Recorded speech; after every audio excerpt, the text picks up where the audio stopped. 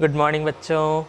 Last class में हमने electric dipole की वजह से जितने भी टॉपिक्स थे वो सारे कवर कर लिए थे। इलेक्ट्रिक डाइपोल मोमेंट क्या होता है, इलेक्ट्रिक फील्ड एक्सियल पोजीशन पे, इक्वेटोरियल पोजीशन पे, और डाइपोल की वजह से टॉर्क निकालना, टॉर्क कहाँ पे ज़ीरो होता है, कहाँ पे मैक्सिमम होता है, ये सारी बातें हमने कर ली थी। ठीक है ना। अब आज हम पढ़ेंगे इलेक्ट्रिक फ्लक्स। इलेक्ट्रिक फ्लक्स क्या होता है बच्चों, उसे समझने से पहले हमें एक बहुत इंपॉर्टेंट चीज पता होना चाहिए जिसका फ्लक्स में बहुत ज्यादा रोल है, वो है एरिया वेक्टर। Area vector. अब एरिया वेक्टर क्या चीज होती है, इसे समझने के लिए देखो, एरिया वेक्टर है क्या, बेसिकली एरिया ही है। लेकिन आज तुम्हें एक नई बात पता चलेगी कि जो एरिया होता है जो हम निकालते हैं, जैसे स्क्वायर का एरिया क्या होता है, साइड स्क्वायर, ठीक है। रेक्टेंगल का क्या होता है, लेंथ इनटू ब्रेड्थ। सर्कल का पाई आर स्क्वायर। जो वो एरिया होता है ना, वो भी एक वेक्टर क्वांटिटी क्या होती है, वेक्टर क्वांटिटी होती है। तो सर अगर वेक्टर क्वांटिटी होती है तो उसकी कुछ ना कुछ डायरेक्शन भी होती होगी। बिल्कुल, मैग्नीट्यूड तो हमें पता है, सबका फॉर्मूला पता है हमें। डायरेक्शन क्या होती है, देखो डायरेक्शन उसकी होती है सरफेस के परपेंडिकुलर। जैसे मैं तुम्हें बताऊं, सपोज करो ये अपना एक स्क्वायर है ना, इसकी ये साइड भी ए है और ये साइड भी ए है और ये एंगल 90 डिग्री। अब एरिया क्या हो जाएगा सर, एरिया हो जाएगा ए इंटू ए, यानी कि एरिया हो गया ए स्क्वायर। लेकिन अगर मैं एरिया वेक्टर की बात करूं बच्चों, तो एरिया वेक्टर की जो डायरेक्शन होती है वो सरफेस के परपेंडिकुलर, यानी कि ये सरफेस देखो, ये सरफेस कैसा है, ऐसा, तो इसके परपेंडिकुलर क्या होगा, ये वेक्टर होगा। इसके परपेंडिकुलर क्या होगा, ये वेक्टर। या फिर देखो ये 90 डिग्री का एंगल बन रहा है सरफेस के साथ, या फिर सर नीचे की तरफ जाने वाला वेक्टर, या तो ऊपर की तरफ जाने वाला वेक्टर या फिर नीचे की तरफ जाने वाला वेक्टर। तो क्या मैं बोल सकता हूँ कि सर जो एरिया वेक्टर की डायरेक्शन होगी, या तो वो इससे ऊपर की तरफ होगी या फिर इससे नीचे की तरफ होगी, ठीक है ना। या तो इससे ऊपर की तरफ होगी या फिर इससे नीचे की तरफ होगी, उसके परपेंडिकुलर रहता है एरिया वेक्टर। एरिया वेक्टर हमेशा सरफेस के परपेंडिकुलर रहता है। तो इसकी डायरेक्शन निकालेंगे कैसे बच्चों, इसकी डायरेक्शन देखो, जैसे अगर मैं इसे एक्स एक्सिस मान लूँ, इसे वाई मान लूँ और ये बाहर आते हुए को जेड मान लूँ, ठीक है। तो एरिया वेक्टर की डायरेक्शन क्या हो जाएगी सर, ये वाई की तरफ जा रहा है तो हम लिख सकते हैं ए स्क्वायर जे कैप। वाई डायरेक्शन में unit vector A square J cap, या फिर हम लिख सकते हैं और ए स्क्वायर माइनस जे कैप, नीचे की तरफ भी जा सकता है। दोनों डायरेक्शन पॉसिबल है। मैं क्या सिखाना चाह रहा हूँ, मैं बस इतनी सी बात सिखाना चाह रहा हूँ कि एरिया वेक्टर जो है वो सरफेस के परपेंडिकुलर, अगर मैं सरफेस देखो, अगर मैं सरफेस को ऐसा ले लूँ, ये सरफेस है तो इसके परपेंडिकुलर ये हो गया एरिया वेक्टर, या फिर ये हो गया एरिया वेक्टर। अगर मैंने सरफेस ऐसा ले लिया तो ये हो गया एरिया वेक्टर या फिर ये हो गया एरिया वेक्टर। अगर मैंने सरफेस यूं ले लिया, ठीक है ना, ऐसे ले लिया सपोज, तो या तो ये हो गया एरिया वेक्टर या फिर ये हो गया एरिया वेक्टर। बात समझ में आई, ठीक है। तो सरफेस के हमेशा परपेंडिकुलर होता है एरिया वेक्टर। एरिया फॉर्मूला वही है, फॉर्मूला वही है जो हमने पढ़ रखा है, लेकिन डायरेक्शन क्या होती है, डायरेक्शन होती है उस सरफेस से परपेंडिकुलर, या तो अंदर की तरफ या बाहर की तरफ, या हम बोले ऊपर की तरफ या नीचे की तरफ। समझ में आई बात, ठीक है ना। इसे नोट कर लो, ये एरिया वेक्टर की डायरेक्शन है और इस बात को हम नोट भी करेंगे, area vector is always perpendicular to the surface. Surface के हमेशा परपेंडिकुलर रहेगा एरिया वेक्टर। इस बात को नोट करो, फिर हम प्रैक्टिस करेंगे एरिया निकालने की।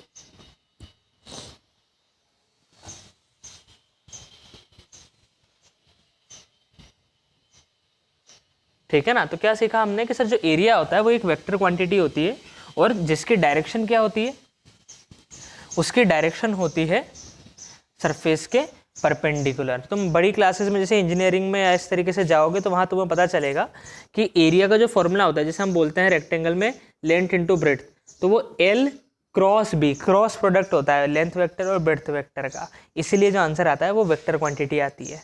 ठीक है, और हमें पता है कि सर दोनों का जो क्रॉस करेंगे और वो आंसर आएगा वो इसके भी परपेंडिकुलर, इसके भी परपेंडिकुलर, इसीलिए जो एरिया वेक्टर होता है वो सरफेस के परपेंडिकुलर होता है।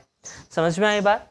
ठीक है ना, बस उसकी हमें कोई चिंता नहीं करनी है अभी। अभी तो बस इतना ध्यान रखना है कि जो एरिया वेक्टर, पहली बात तो एरिया एक वेक्टर क्वांटिटी है, दूसरी बात एरिया की जो डायरेक्शन रहेगी वो सरफेस के परपेंडिकुलर रहेगी। तो तुम मुझे निकाल के बताओ, ये है वाई एक्सिस, ये है एक्स एक्सिस और ये है जेड एक्सिस। अब यहाँ वाई जेड प्लेन में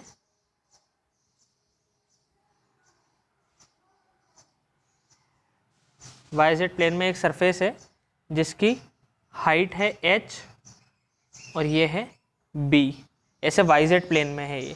ठीक है ना, तो मैं पूछता हूँ फाइंड, इस सरफेस का नाम रख दिया मैंने s, area vector of s, find area vector of s।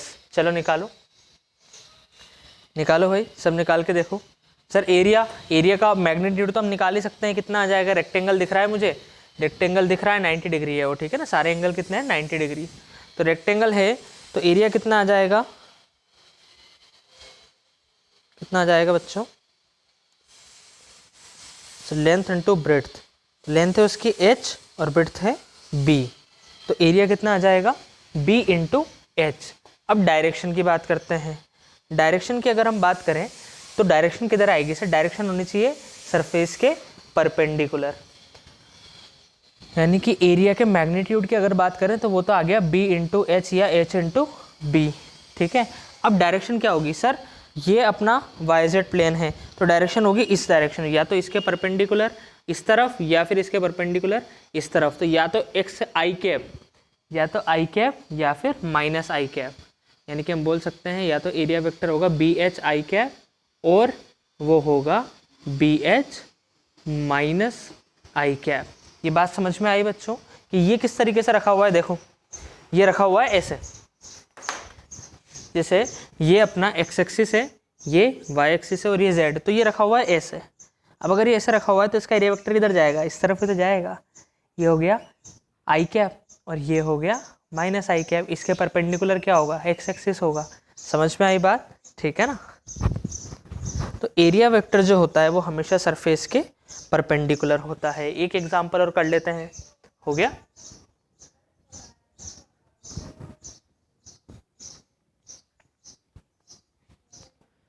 अभी मैं 2D सरफेस ले रहा हूं बच्चों, 2D मतलब 2 डायमेंशन वाले, जैसे स्क्वायर, रेक्टेंगल, पैरेललोग्राम, रोम्बस, ये सब क्या है?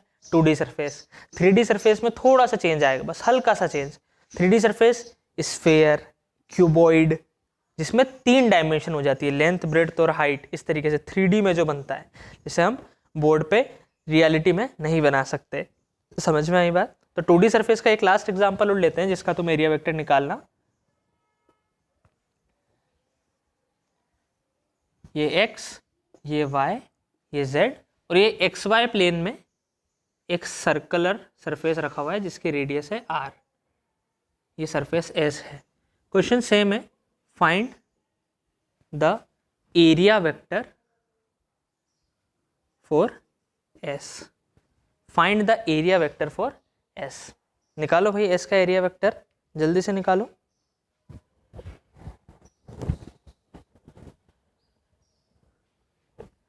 तो सर ये एक्स वाई प्लेन में रखा हुआ है तो एरिया का फॉर्मूला तो हो जाएगा पाई आर स्क्वायर। अब डायरेक्शन की बात करें तो एक तो आएगी बाहर, इसके परपेंडिकुलर डायरेक्शन क्या है? सर एक तो ये है और एक अंदर जाती हुई है, तो बाहर वाली डायरेक्शन क्या है? के कैप है, बाहर वाली डायरेक्शन है के कैप। तो क्या हम बोल सकते हैं कि एरिया हो जाएगा पाई आर स्क्वायर के कैप, या फिर एरिया हो जाएगा पाई आर स्क्वायर माइनस के कैप। समझ में आई बात? ठीक है ना, इसके परपेंडिकुलर हो जाएगा वो, देखो 90 डिग्री का एंगल है, नोट कर लो।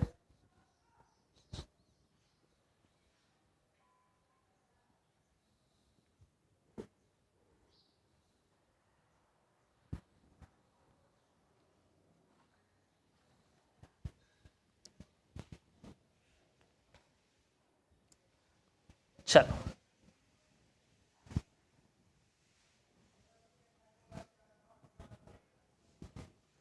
एरिया वेक्टर की ही बात कर रहे हैं बच्चों अभी भी हम, उसमें हम बात करते हैं now area vector for 3D surface. जैसे 3D सरफेस का एक एग्जांपल क्या हो गया, एक एग्जांपल हो गया अपना क्यूबॉइड।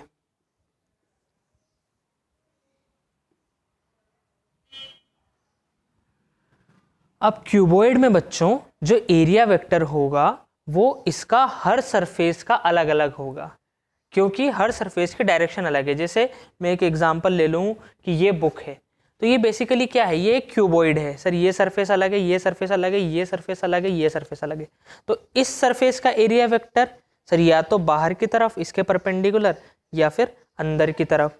लेकिन 3D सरफेस में ध्यान क्या रखना है कि हमें हमेशा बाहर वाला वेक्टर लेना है। जैसे इससे बाहर की तरफ जो जा रहा है ये, इससे बाहर की तरफ जो जा रहा है ये, इससे बाहर की तरफ जो जा रहा है ये, इससे बाहर की तरफ जो जा रहा है ये, इससे बाहर की तरफ जो जा रहा है ये वाले वेक्टर, इनके अपोजिट वाले नहीं लेने हैं। जैसे अभी तक हम और में आंसर दे रहे थे, ये भी हो सकता है और -i भी हो सकता है, लेकिन अब हमें केवल ए के आंसर देना है 3D सरफेस में, जो कि बाहर की तरफ पॉइंट करने वाला वेक्टर हो। जैसे अगर मैं इस वाले सरफेस की बात करूं तो इस वाले सरफेस के परपेंडिकुलर मार्कर कहाँ गया अपना,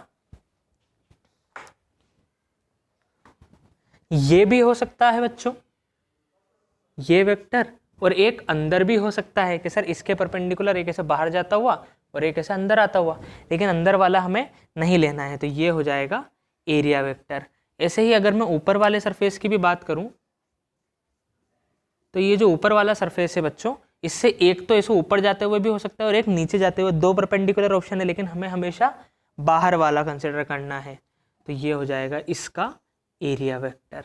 ऐसे ही इस वाले का किधर हो जाएगा, इस तरफ, नीचे वाले का किधर हो जाएगा, नीचे की तरफ, पीछे वाले का अंदर की तरफ, और इसका ऐसे बाहर की तरफ। समझ में आई बात? हमें 3D सरफेस के अंदर का भी नहीं ले जाना है वेक्टर को, उससे हमेशा बाहर निकालना है। ठीक है, तो ये बात लिखेंगे भी सही, for 3D surface only the outward direction, only the outward direction is considered for area vector.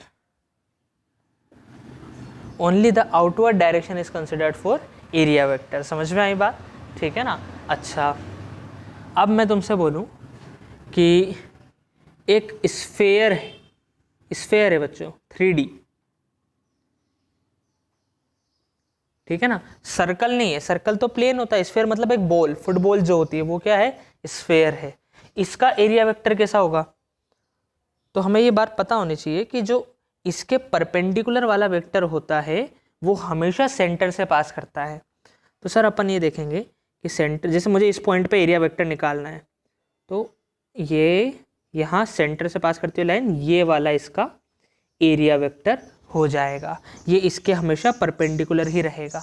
अब वापस से दो ऑप्शन हो सकते थे सर, या तो ये वाला या ऐसे अंदर की तरफ, लेकिन अंदर की तरफ वाला हमें लेना ही नहीं है, हमें हमेशा बाहर वाला लेना है। समझ में आई बात?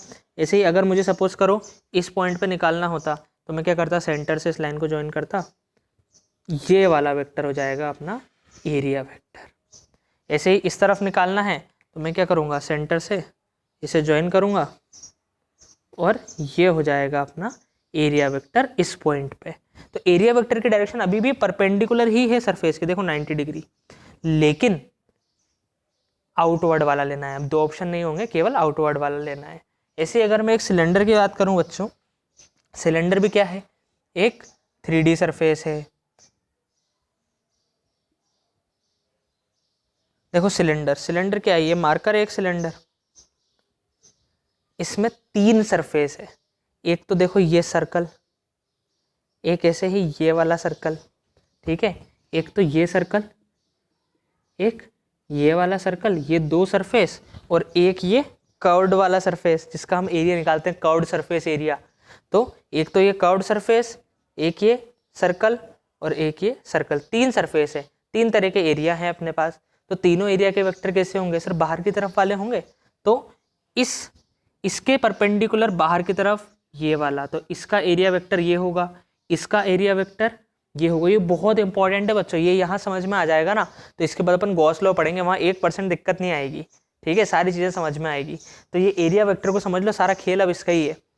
तो इसका एरिया वेक्टर ऊपर की तरफ हो गया, इस सरफेस का एरिया वेक्टर नीचे की तरफ हो गया, और इस कर्व्ड सरफेस का एरिया वेक्टर किधर होगा सर, इससे बाहर निकलता हुआ, इससे बाहर निकलता हुआ, ये यहाँ पे निकालना है तो ये ऐसे ही बाहर निकालना है तो ये हो जाएगा, हर पॉइंट पे उससे बाहर निकलता हुआ एरिया वेक्टर हो जाएगा। समझ में आई बात, ठीक है ना, इसे नोट कर लो।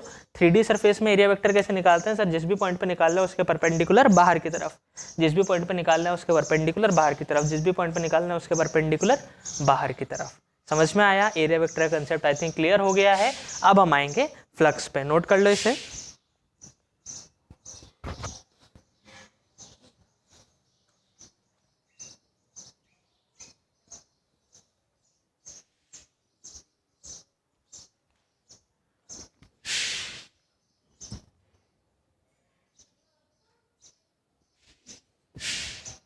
चलो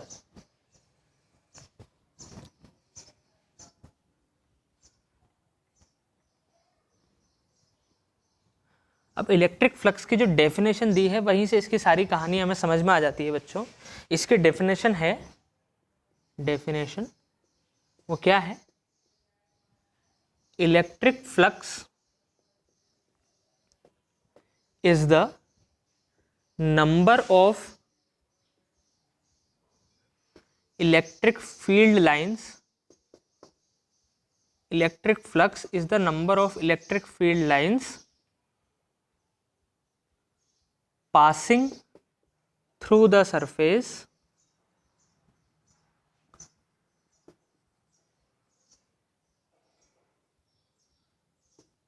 perpendicularly। सबसे पहली बात तो ये ध्यान रखो, electric flux of a surface, electric flux जो है ना वो हमेशा किसी सरफेस के लिए डिफाइन किया गया है, और किसी का इलेक्ट्रिक फ्लक्स होता ही नहीं। इलेक्ट्रिक फ्लक्स जब भी पूछेगा तो वो तुम्हें सरफेस देगा, इस सर्कुलर सरफेस का फ्लक्स निकालो, इस स्फीयर का फ्लक्स निकालो, इस सिलेंडर का फ्लक्स निकालो, किसी सरफेस का होता है फ्लक्स, सबसे पहली बात, ठीक है। तो electric flux of a surface is the number of electric field lines, कितनी इलेक्ट्रिक फील्ड लाइंस उस सरफेस में से पास हो रही है परपेंडिकुलरली, उस सरफेस में से कितनी इलेक्ट्रिक फील्ड लाइंस परपेंडिकुलरली पास हो रही है, वो होता है इलेक्ट्रिक फ्लक्स। चलो समझते हैं। जैसे एक रीजन में इलेक्ट्रिक फील्ड लाइंस इस तरीके से दे रखी है हमें, है ना, इस तरीके से ऐसे जा रही है, इलेक्ट्रिक फील्ड लाइंस इस तरीके से जा रही है। अब इसके अंदर मैंने रख दिया एक रेक्टेंगुलर सरफेस,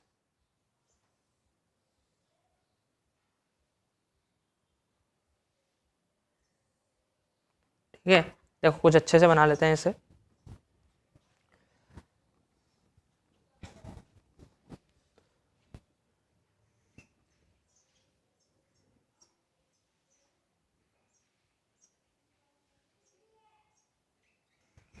अब यहाँ पे जो इलेक्ट्रिक फील्ड जा रही है वो कुछ इस तरीके से जा रही है,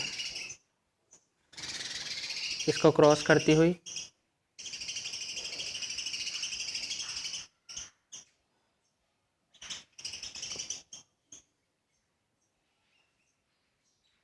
सर मिटा के क्यों बनाया, देखो इक्वल डिस्टेंस होनी चाहिए, हम यूनिफॉर्म इलेक्ट्रिक फील्ड बना रहे हैं।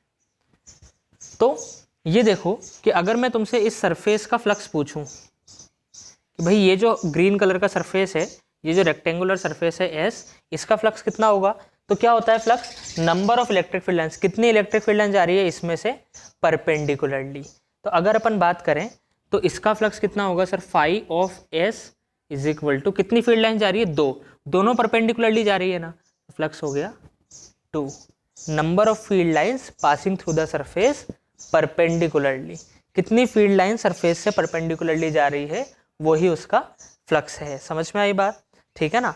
अब सपोज करो हम ये देखना चाहते हैं बच्चों कि जो फ्लक्स है समझ में आया ना कि भाई किसी भी गिवन सरफेस में से कितनी फील्ड लाइंस परपेंडिकुलरली जा रही है। जैसे मैंने ये सरफेस रख दिया इलेक्ट्रिक फील्ड में, तो मैं पूछता हूँ कि भाई इस सरफेस का फ्लक्स निकालो। हमेशा फ्लक्स किसका निकलता है? सरफेस का। तो मैं पूछता हूँ कि इस सरफेस का फ्लक्स निकालो बच्चों, तो हम देख लेंगे इसमें से कितनी फील्ड लाइंस परपेंडिकुलरली जा रही है, वो इसका फ्लक्स है। अब बार बार हम ऐसे देख के नहीं निकाल पाएंगे, हम ऐसा चाह रहे हैं कि हम डायरेक्ट कैलकुलेट करके निकाल लें। मुझे इलेक्ट्रिक फील्ड गिवन हो तो मैं फ्लक्स निकाल लूँ, और जो सरफेस है वो गिवन है तो मैं फ्लक्स कैलकुलेट करके निकाल लूँ, बार बार देखने की ज़रूरत नहीं पड़े मुझे। तो हम ये देखते हैं कि फ्लक्स किन किन चीज़ों पे डिपेंड करता है। तो सबसे पहले हमारा शक गया कि यार इलेक्ट्रिक फील्ड लाइंस के नंबर पे डिपेंड कर रहा है। मुझे पता है कि इलेक्ट्रिक फील्ड लाइंस की प्रॉपर्टी में पढ़ा था, इलेक्ट्रिक फील्ड बढ़ा देंगे तो इलेक्ट्रिक फील्ड लाइंस पास पास हो जाएगी। Closer the electric field lines higher the electric field, यानी कि डेंसिटी जितनी ज़्यादा होती है इलेक्ट्रिक फील्ड लाइंस की उतनी ज़्यादा इलेक्ट्रिक फील्ड होती है। तो अगर मैंने इलेक्ट्रिक फील्ड बढ़ा दी, सपोज मैंने इलेक्ट्रिक फील्ड डबल कर दी, कितनी कर दी? डबल।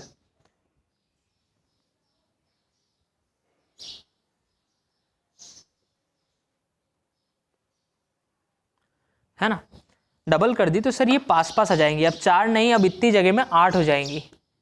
तो ये अपनी पहली वाली, ये अपनी दूसरी वाली जो इसे कट करके जा रही है। पासिंग की जगह हम क्रॉसिंग लिखेंगे यहाँ पे। Number of electric field lines crossing the surface, है ना, उसे क्रॉस कर रही है परपेंडिकुलर, ज़्यादा बेटर वर्ड रहेगा।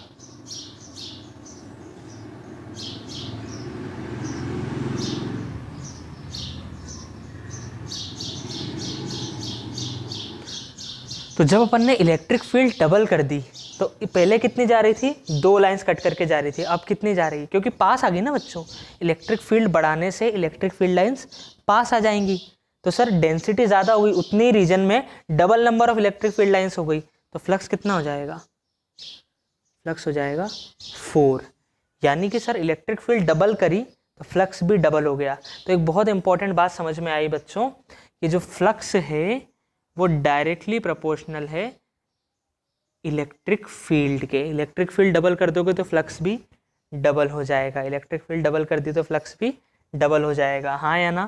तो इस बात को यहीं पे लिखते हैं कि this implies flux is, sir phi E का मतलब क्या है? Electric flux.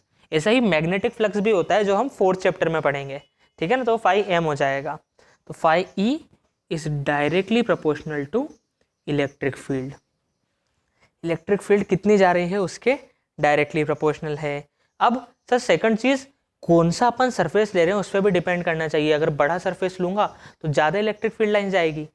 फ्लक्स क्या है? Number of electric field lines, कि उस सरफेस में से कितनी इलेक्ट्रिक फील्ड लाइन जा रही है। अगर इतना बड़ा सरफेस ले लिया ज़्यादा चल जाएगी, इतना सा सरफेस ले लिया तो कम चल जाएगी। यानी कि कहीं ना कहीं से उसके एरिया पे भी डिपेंड करेगी इलेक्ट्रिक फ्लक्स, ठीक है? तो चलो देखते हैं, इसके नीचे का पार्ट विजिबल है क्या? हमें नहीं है, तो मैं इसे रब करके बना देता हूँ बच्चों।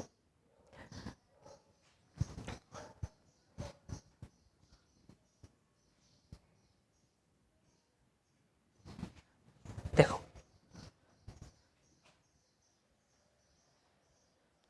अब अपना सरफेस मैंने डबल एरिया का कर दिया, ऊपर को भी मिटाई देते हैं।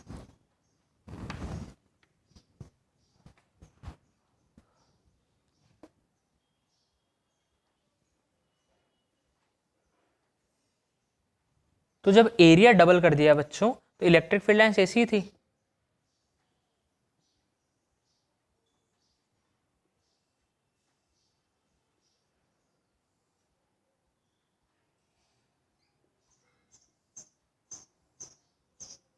तो ज़्यादा इलेक्ट्रिक फील्ड लाइंस उसमें से जाएंगी। इलेक्ट्रिक फील्ड लाइंस तो वैसी की वैसी है, लेकिन मैंने एरिया बढ़ा दिया, तो अभी 2 जा रही है, बढ़ा दिया तो 4 चली जाएगी। यानी कि एरिया इंक्रीज करने पे भी फ्लक्स इंक्रीज हो रहा है। तो यहाँ से एक और बात समझ में आई कि जो इलेक्ट्रिक फ्लक्स है वो डायरेक्टली प्रोपोर्शनल है उस सरफेस के एरिया के भी, हाँ या ना? इलेक्ट्रिक फ्लक्स डायरेक्टली प्रोपोर्शनल है सरफेस के एरिया के भी। तो इन दोनों बातों को अगर हम कंक्लूड करें बच्चों तो कंक्लूजन क्या निकलता है, इसे ड्रॉ कर लेना। इसके बाद हम कंक्लूजन निकालने जा रहे हैं इलेक्ट्रिक फ्लक्स का, नोट कर लो। तो यहाँ से जो कंक्लूजन निकलता है बच्चों फ्लक्स का वो ये निकलता है कि electric flux is directly proportional to E, electric flux is directly proportional to area. तो जब इनको कंबाइन करा ना अपन ने, तो हमें ये पता चल गया कि flux is directly proportional to E as well as area.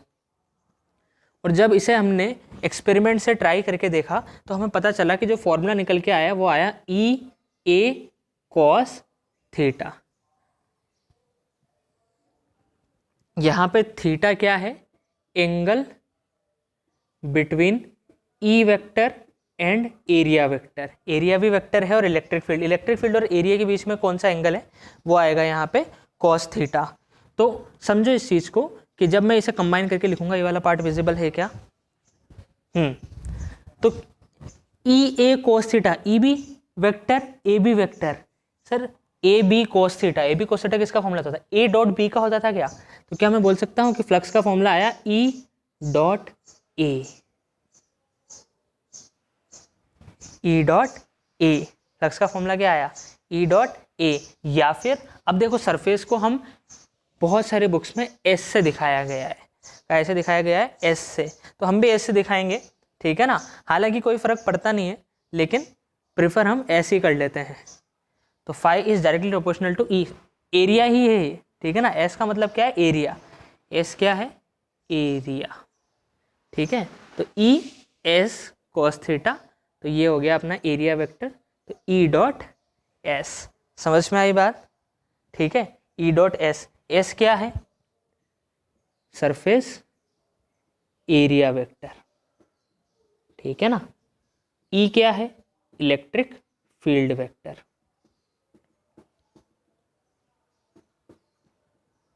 तो यहां से फ्लक्स का फॉर्मूला निकल के आ गया कि सर इलेक्ट्रिक फ्लक्स जो हमने बोला था, number of field lines crossing the surface perpendicularly, वो कितना हुआ?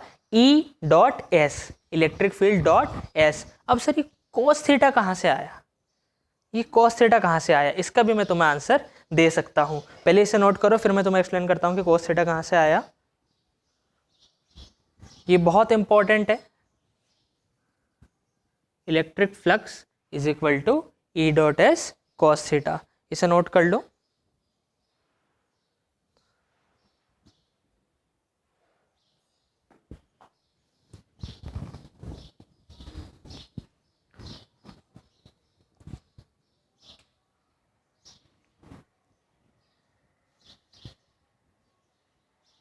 हो गया?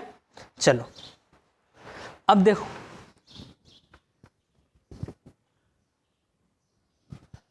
समझो इस चीज को कि सपोज करो अपना सरफेस है कुछ इस तरीके का, है ना, इस तरीके से रखा हुआ है। अब इसमें अगर इलेक्ट्रिक फील्ड, अपनी जो इलेक्ट्रिक फील्ड जा रही है, बच्चों ध्यान से देखना, वो ऐसी जा रही है इस डायरेक्शन में। तो क्या इलेक्ट्रिक फील्ड परपेंडिकुलरली जा रही है क्या सरफेस के? हमने डिफाइन किया क्या इलेक्ट्रिक फ्लक्स को? Number of field lines crossing the surface perpendicularly, number of field lines crossing the surface perpendicularly. तो सर ये तो परपेंडिकुलरली नहीं जा रही है, फिर इसका फ्लक्स जीरो होगा क्या?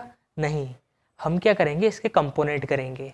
जैसे ये इस पॉइंट पे अगर मैं एरिया वेक्टर के डायरेक्शन निकालूं बच्चों, तो वो क्या होगा सर? इसके परपेंडिकुलर, ये 90 डिग्री, ये परपेंडिकुलर होगा एरिया वेक्टर। तो इस एंगल को मैंने मान लिया थीटा। वो ध्यान समझना मेरी बात, ठीक है। इलेक्ट्रिक फील्ड अब परपेंडिकुलर नहीं जा रही है सरफेस के, तो क्या करेंगे?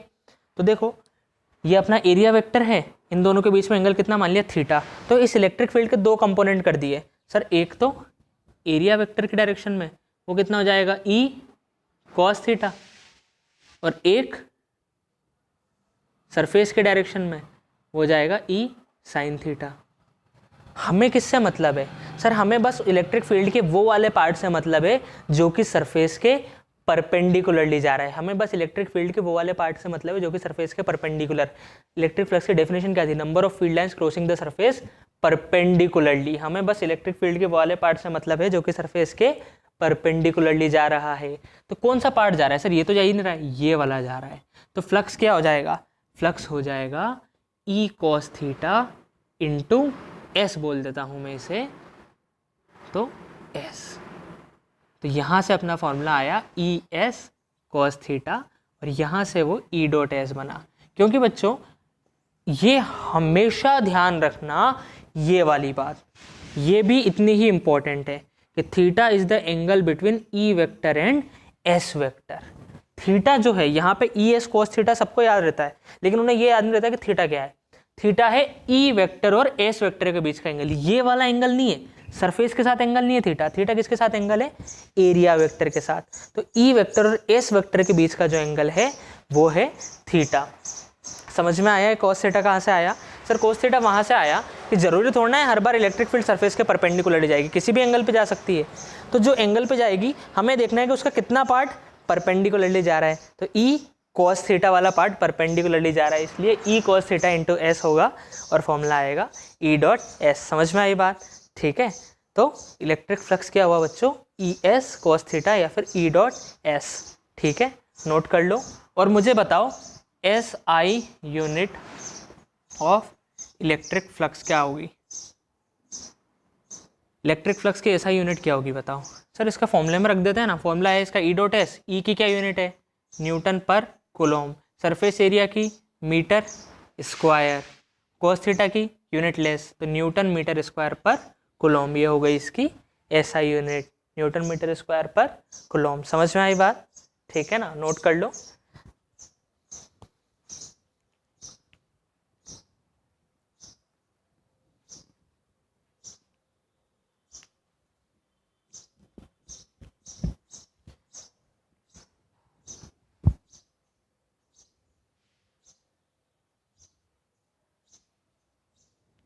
नोट कर लिया? आज यहीं तक पढ़ेंगे बच्चों। फ्लक्स का बेसिक कंसेप्ट दिया है, कल हम इस पे न्यूमेरिकल्स करेंगे जिससे तुम्हें फ्लक्स की पूरी फील आ जाएगी। नेक्स्ट वीडियो में मैं इस पे न्यूमेरिकल कराऊंगा, उससे फ्लक्स पूरी तरीके से समझ में आ जाएगा। नई चीज़ है, थोड़ी अजीब चीज़ है, बट बहुत ईजी है कि किसी भी सरफेस में से कितनी इलेक्ट्रिक फील्ड लाइन्स परपेंडिकुलरली जा रही है। फॉर्मूला क्या आया? ई एस कॉस थीटा या फिर ई डॉट एस। यहाँ पे थीटा क्या है? ई और एस के बीच का एंगल। क्लियर है बात? न्यूमेरिकल करने के बाद और अच्छे से क्लियर हो जाएगा। फिर भी कुछ डाउट हो तो कमेंट में लिख देना, ताकि मैं उसे नेक्स्ट वीडियो में कवर कर लूँगा। चलो बाय।